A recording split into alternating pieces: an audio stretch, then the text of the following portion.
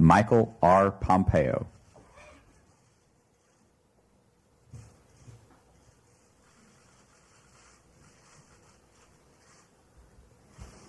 Well, good afternoon, everyone. It's great to see you again. You've heard from me plenty already today, so it's someone else's turn to get a chance to speak with you, a very important person. The Commander-in-Chief and I have a strong working relationship when it comes to fighting terrorism, conducting all other aspects of America's foreign policy. And one thing I must say I love about the President's approach to ISIS is that he doesn't downplay the threat. He's not comparing the threat from Islamist terror to falls in bathtubs or to gun violence. He knows it's a fundamentally different threat in nature and in kind. Another thing I like is that President Trump doesn't waste any time, and he won't waste yours today either. He has said from the moment he first took office that he was alarmed and appalled at how very dominant ISIS was now 2 years ago.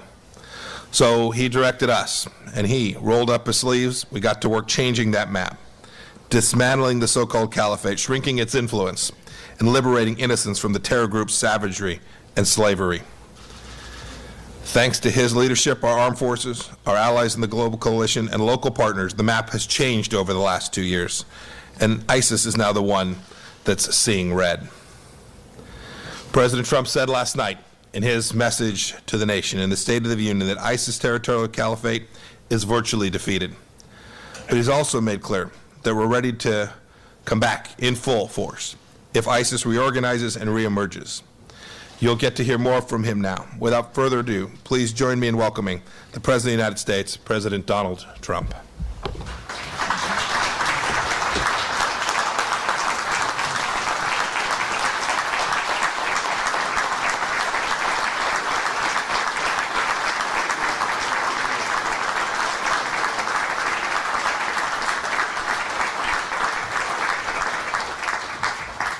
Thank you very much, Mike, and you are doing a spectacular job. I say that on behalf of many people. It's an honor to be here today at the State Department among so many distinguished diplomats and others representing the nations of the global coalition to defeat ISIS. Together we comprise 74 countries and 5 international institutions, all united in the fight against this vile terrorist organization. And vile they are.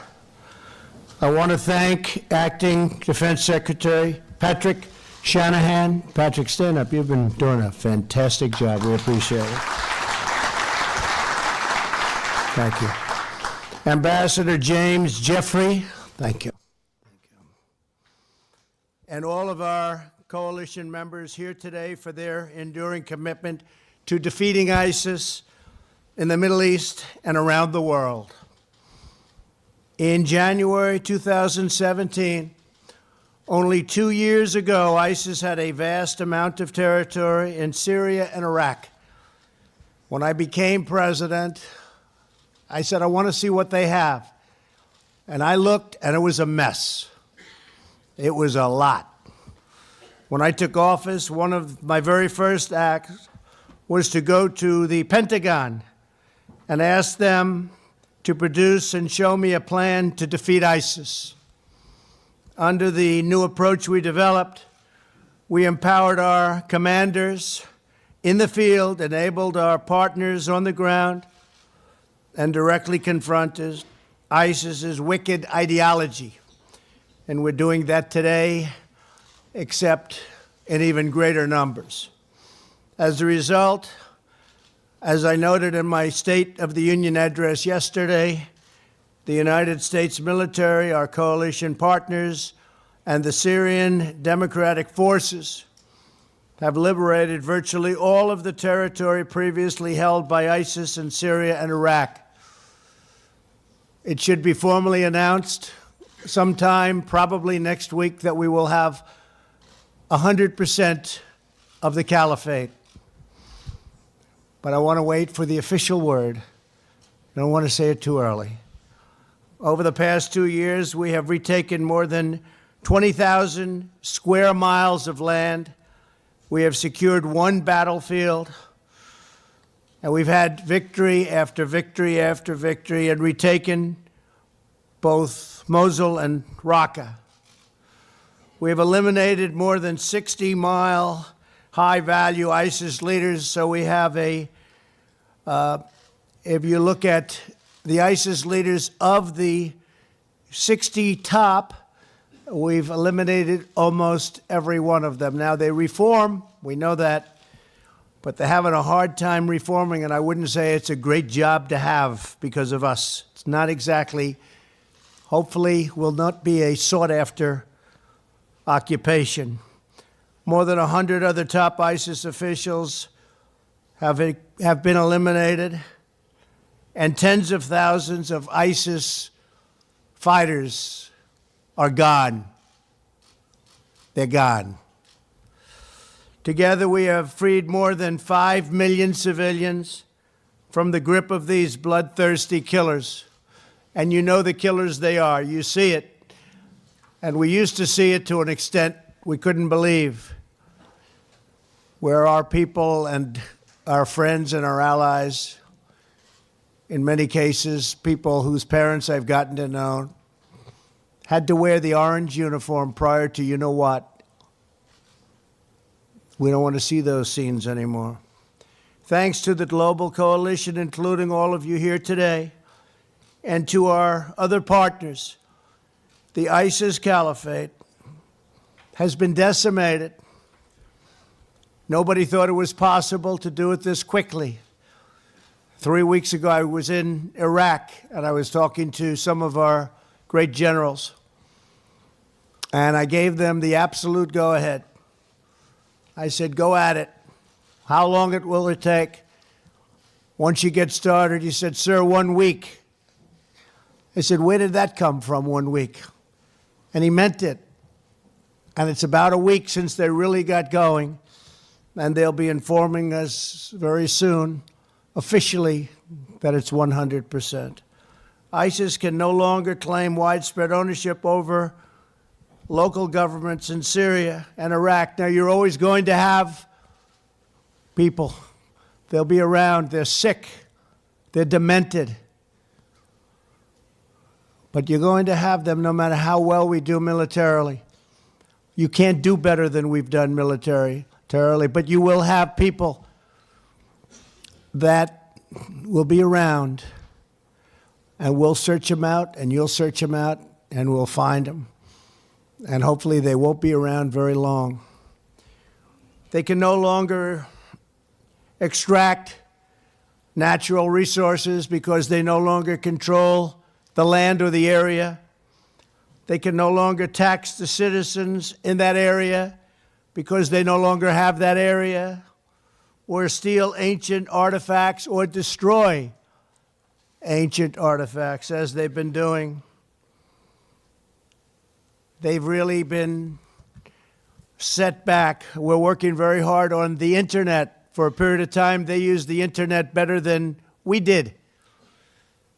They used the internet brilliantly, but now it's not so brilliant. And now the people on the internet that used to look up to them and say how wonderful and brilliant they are not thinking of them as being so brilliant because they've been decimated.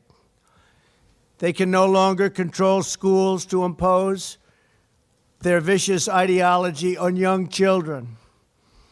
Critically, ISIS also now lacks a significant territorial base from which to launch terrorist attacks against other countries, recruit foreign fighters, and spread havoc across the region.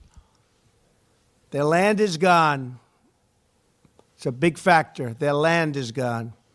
This afternoon, I want to applaud the outstanding men and women of the United States military, credible people, for their remarkable skill and precision throughout this entire campaign.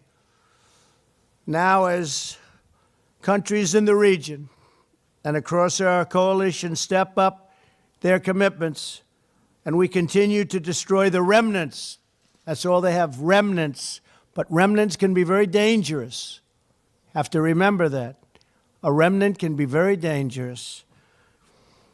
But we have remnants of ISIS. We look forward to giving our brave warriors in Syria a warm welcome back home. Rest assured, we will do what it takes to defeat every ounce and every last person within the ISIS madness and defend our people from radical Islamic terrorism. I commend the 30 other nations who are already contributing troops to this vital effort.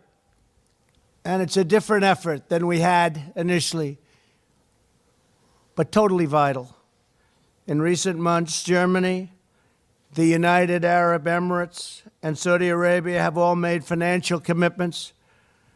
The struggle against terrorism is a shared fight. We do it together. If we don't do it together, it can never be the same. Everyone must do their part and contribute their fair share.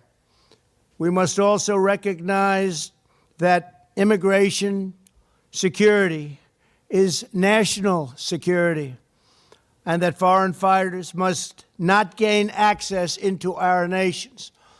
We've been extremely tough on people that we think can be in any way working with or even be a part of radical Islamic terror. We've been very, very tough on that, and I hope every other nation is too. I just want to thank everybody in this room. This is a special group of brilliant people, and it's been an honor to work with you, and we will continue to work with you because, unfortunately, this is not going to be something that, as brilliant as our military is, knocking out the big sections, they'll still have tiny sections, can be so dangerous. But I want to just thank everybody, having the coalition, having the partnership, because it's really a partnership with you has been my honor. Our military has been incredible, and your militaries have been incredible. So it's an honor to work with you. We will be working with you for many years to come. I say that unfortunately, but that's the way it goes. We will work together for many years to come. It'll get smaller, smaller, and smaller. And someday, maybe we won't have to even think about this problem that is so prevalent today. Thank you all very much. It's a great honor to be here. Thank you. Thank you very much. Thank you.